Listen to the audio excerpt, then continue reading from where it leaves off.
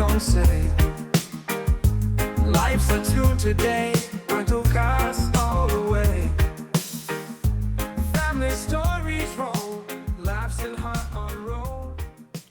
Hello, friends. We are back again, only 2 days later for episode number 64 of Brentocast, flying high in the Brento mothership. A little funny thing happened actually after the last comical version of Brentocast. Apparently, Mr.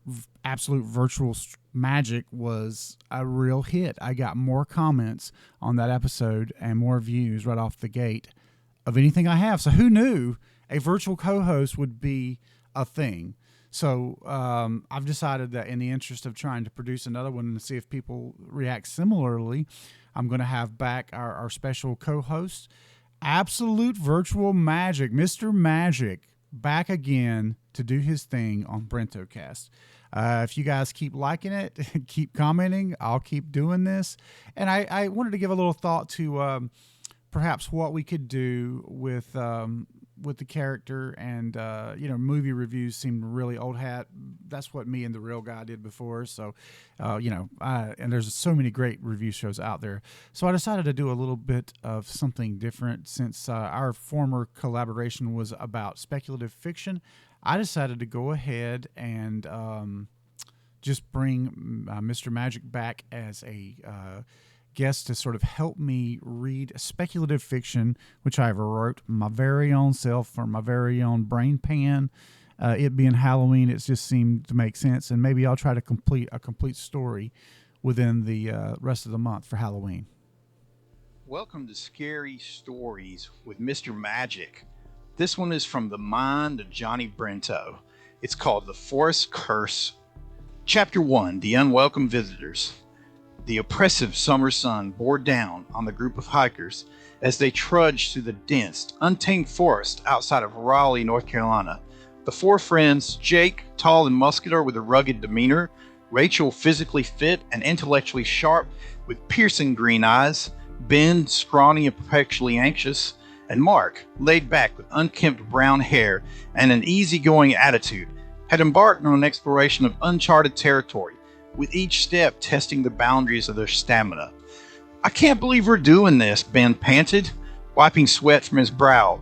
"We're going to get lost out here and never be seen again." Rachel rolled her eyes, her steps assured as she advanced along the rugged path. "Don't be so dramatic, Ben. We have a map, a compass, and each other. We'll be fine." As they forced their way through the underbrush, the forest abruptly opened into a clearing. There, nestled amongst the trees, stood an enigmatic tent village. The tents were immaculate, filled with trendy clothing, valuable trinkets, and modern electronics, yet conspicuously abandoned. The group stared in stunned silence as curiosity, swiftly overcoming their initial trepidation, set the mood. "Whoa, check this out," Jake said, his eyes widening as he scanned the tents. "These people must be loaded. Look at all this stuff." Rachel approached a tent filled with designer clothing, and her brow furrowed in confusion. None of this makes sense. Why would anyone leave all this behind? "Maybe they left in a hurry," Mark suggested, peeking into a tent glinting with jewelry. "Or maybe they're just super organized and tidy."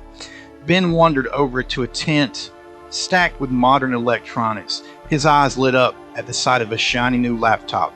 "We could make a fortune with this stuff," his fingers hovering over it. Rachel shot him a sharp look. "No way. We're not stealing anything. We'll leave it just as we found it." Jake frowned, glancing at a pile of designer clothes. "Come on, Rachel. They're not using it. We could really use the cash."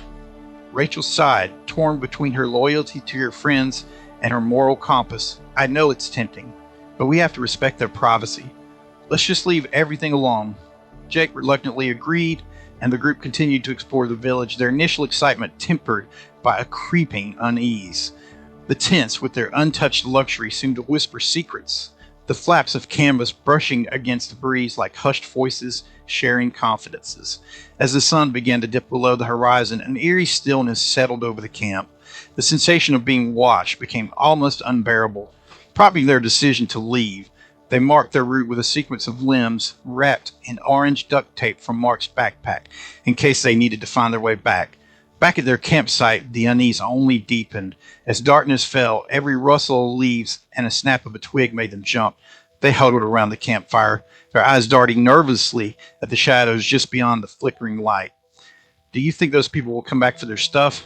Ben asked, his voice trembling. Rachel stared into the flames, her expression somber. "I don't know, but I have a feeling we haven't seen the last of them." The forest around them seemed to hold its breath, the wind dying down, until there was nothing but an oppressive silence. Even the crackling of the fire seemed muffled, as though the forest had swallowed all sound. The friends spoke in hushed tones, their voices barely audible above a whisper, as if afraid of disturbing the quiet that had descended upon them. Wow, that's pretty good, Mr. Magic. I think you are a real pro at narrating writing. I really appreciate the job that you did there. Thanks for all the gravitas. Very, very cool. What did you think of the story? I should add that I am not telling Mr. Magic the complete story up front. He is getting it one chapter at a time, just like you guys. So what did you think, Mr. Magic? I think you're a very talented storyteller, Johnny Brento.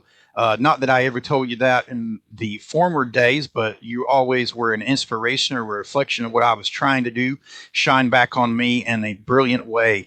I like this story a lot. In fact, it reminds me of a pitch that you once gave me for a film, which I'm sorry to say I was dismissive of at the time. And basically, you gave me this cool idea of a story very similar to this one. I won't reveal the nature of the script, but just to say that it was really good and very suspenseful and entirely original. That's sort of your forte, Johnny Brento, is originality, doing things that we haven't seen exactly that way in the past. And I think you were staying in a hotel somewhere with your wife for some sort of training convention or something, and you took the time to write this cool script on your phone, no less, and you sent it to me. And again, I think I said something kind of smart ass like, "Hey, go ahead and write it. I don't deal in ideas. Show me an actual script." And basically, the hope was that you would probably just forget the idea and then just would move on to the next thing that I wrote, or either you'd spend all that time writing the full script out, and then of course I could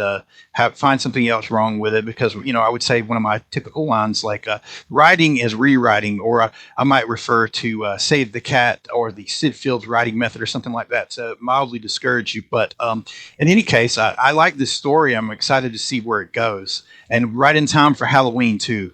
Yes, spooky season is upon us. Well, I'm glad you like the story, and don't worry about it, Mr. Magic. I try not to stress the small stuff.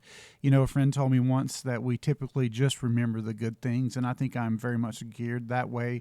So the minor little this or that, I don't get too up in arms about it. Plus, stuff like that tends to only bother people if that's struck a nerve and that they're threatened. Gaslighting doesn't work on people that have confidence and know their value and know their role, and that's definitely me. So, no worries. But hey, if you're down for the calls, we'll have you come back and read chapter 2 next episode. Oh, absolutely! I can't wait to see where this story goes. Wow, I've never heard you so enthusiastic for something written by someone other than yourself. Speaking of something you wrote, I'm actually kind of excited about a new AI tool that I've been using for my projects. It's called Notebook LM. It's a free Google tool. You can search for it. Anyone can use it for free right now. One of the cool things that it will do is take a script and sort of give you feedback on it in the form of a podcast. Now, I have not listened to this, but I did give it a script of yours, Mr. Virtual Magic, and I'm obviously, you shared that with me, and personally, I'm not going to put that out into the world. But what I will do is put out a audio podcast, a little segment coming up here, and it's just going to be a bit from Notebook LM generated by their little podcast tool, where the two hosts talk about the script. Let's see if they think that script was as great as you thought it was.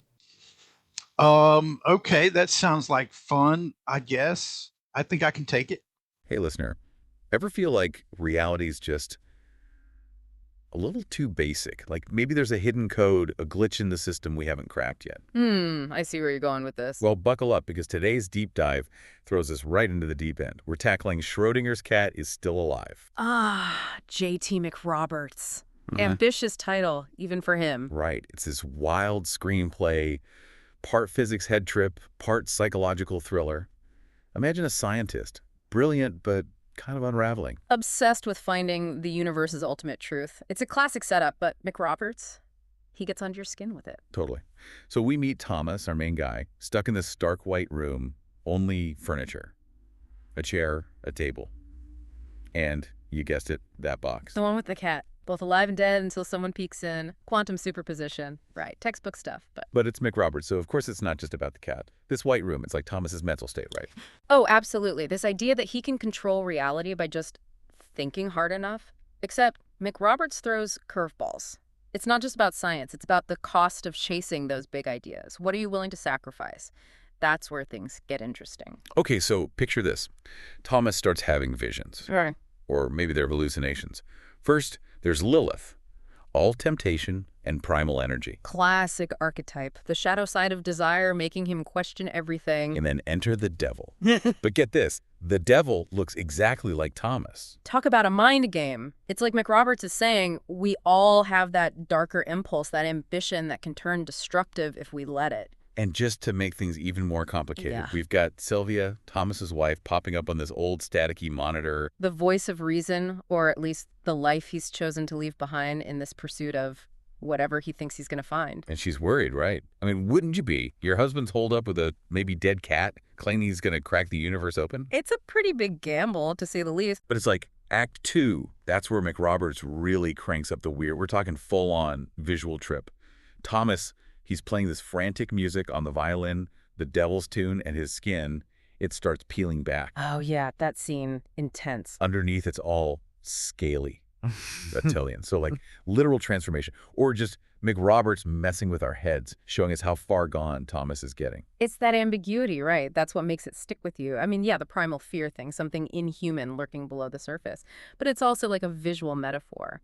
Ambition twisting you, changing you into something you don't even recognize anymore. Especially if you're sacrificing everything else for it. Which, speaking of, Thomas escapes the White Room but twist. He's in this barren wasteland, totally alone, ends up right back where he started. Talk about a cosmic gut punch. This cyclical thing, that's where McRoberts brings in eternal recurrence, right?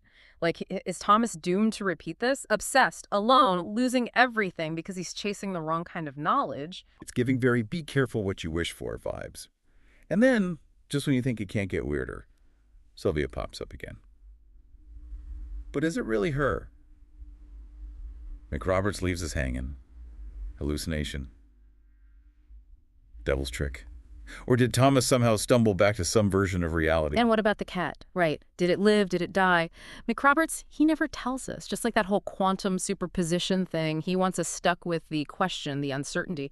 It mirrors Thomas's whole deal, right? 100%. Man, what a trip. So, is Thomas trapped? Is there any way out of the spiral he's in? That's the McRoberts magic, isn't it? He throws these huge questions at you, but no easy answers. That last image, the fading warehouse, the devil laughing, it's like he's saying, you figure it out. What do you think happened? And honestly, that's what makes this whole deep dive so interesting.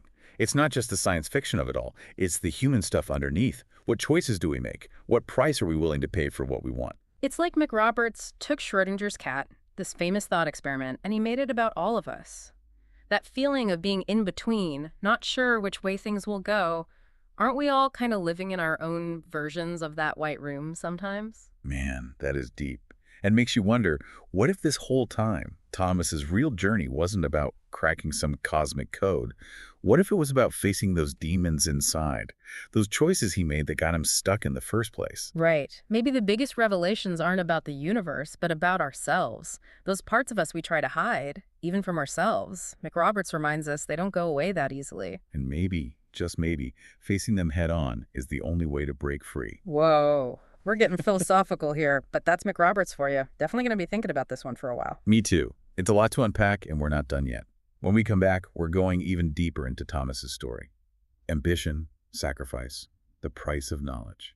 Stay tuned, folks. This deep dive is far from over. You know, it's funny. We're talking about quantum physics and alternate realities, but what really gets me about Schrodinger's cat is still alive is how deeply human it is. Absolutely. Thomas's struggle to reconcile his ambition with his love for Sylvia, that's something we could all relate to on some level. McRoberts doesn't shy away from those raw emotions. He takes these grand, mind-bending concepts and grounds them in something deeply personal. It's the fear of losing someone you love, the weight of the choices we make. Those are the things that stay with you long after you finish the screenplay. And it makes you wonder, what's the point of unlocking the universe's secrets if you lose yourself in the process? If you push away the people who matter most, Right. it's like that saying, it's lonely at the top.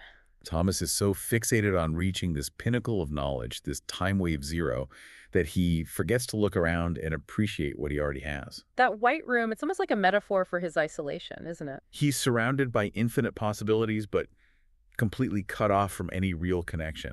And that's the tragedy of it all. Thomas thinks he's in control, that he's the one conducting the experiment. But in reality, he's the one being observed, the one trapped in this state of uncertainty, just like Schrodinger's cat. And that ending, wow, it still gives me chills. That haunting image of Sylvia reaching out to Thomas through the monitor, the warehouse fading away, the devil's laughter echoing in the background. It's as if McRoberts is saying, be careful what you wish for. Thomas wanted to break free from the confines of reality, to explore the unknown. But in doing so, he might have opened a door to something he can't control, something that threatens to consume him entirely.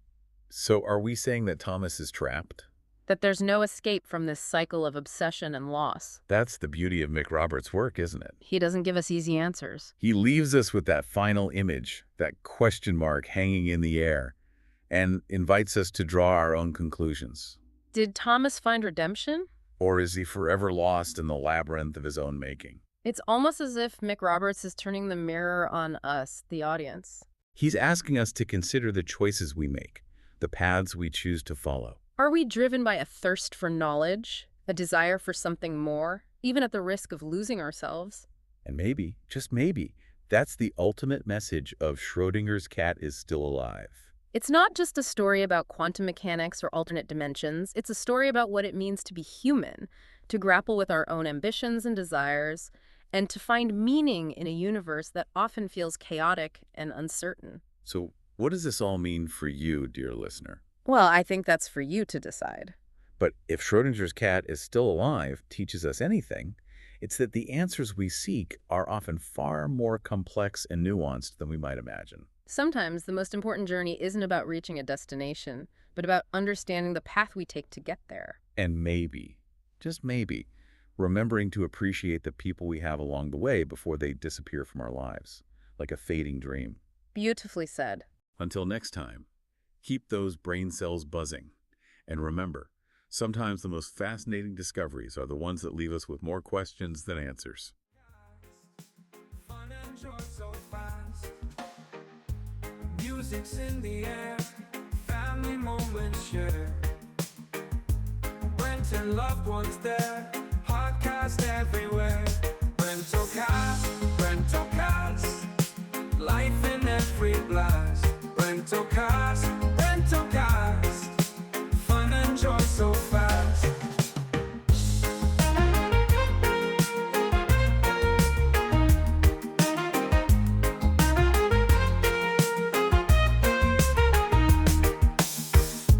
Music's in the air, family moments share.